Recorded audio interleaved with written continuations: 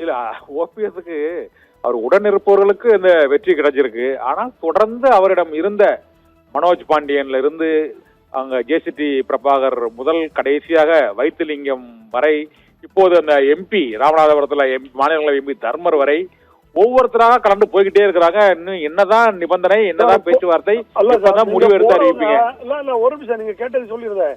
இப்ப ஒவ்வொருத்தரா போறாங்கன்னா ஒவ்வொருத்தரும் படைக்களத்துல நீங்க நல்லா புரிஞ்சிருங்க.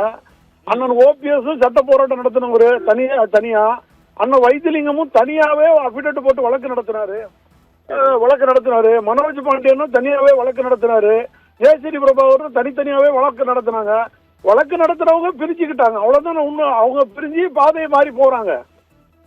அதாவது அண்ணன் நடத்திய வழக்குல அவரு அணித்தரமா நிக்கிறாரு.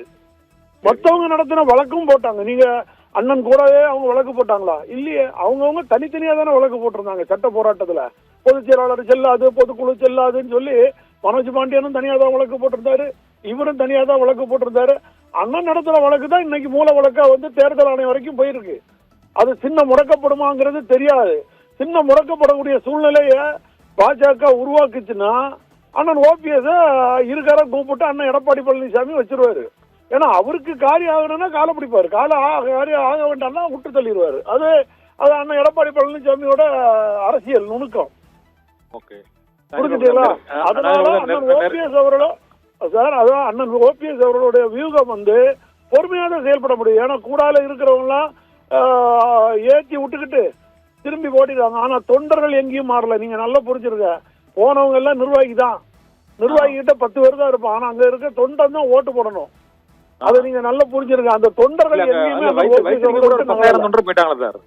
அன்னைக்கு வைத்திலிங்கம் முன்னில ஒரு 10,000 பேர் தொண்டர்கள் தான் நினைச்சிருக்காங்க. ஓபிஎஸ் ஆதரவு தொண்டர்கள் வாங்க சார். அது பிறகு பிரியாணி போட்டு கொடுக்கல, காசு கொடுக்கல, எங்களுக்கு பணம் தாரேன்னு சொன்னாங்கன்னு சொல்லி கூட நிறைய பேர் மறியல் பண்றாங்க. அதுவும் நீங்க பார்க்கத்தானே செய்யறீங்க. அதுவும் ஒரு கூட்டங்கள்ல நடக்கத்தானே செய்யுது. எங்களுக்கு போராட்டம், சாலை போராட்டமே நடத்துறாங்க மக்கள். அதனால அந்த மக்களை எல்லாம் நம்ப கூடாது. நம்ம மக்கள் தொண்டர்கள் என்ன பண்ணாங்க, யாரு பண்ணாங்க, நம்ம கட்சி விஷயத்துக்கு போயிருவோம். நீங்க அவருக்கு 10,000 பேரை கூட்டிட்டு போயிட்டா 10,000 ஓட்டு மட்டும் போதுமா? ஒரு அண்ணன் ஸ்டாலினுக்கு போதுமா? எடப்பாடி அதாவது வைத்திலிங்க அண்ணனை கூட்டிட்டு போய் 10,000 பேரை கிடைச்சா அந்த 10,000 ஓட்டு மட்டும் போதுமா? ஒருத்த நாள்ல அந்த ஏரியா தஞ்சாவூர்ல இருக்கிற மக்கள் விரும்பணும், ஏத்துக்கிட்டாதான் ஓட்டு விடும்.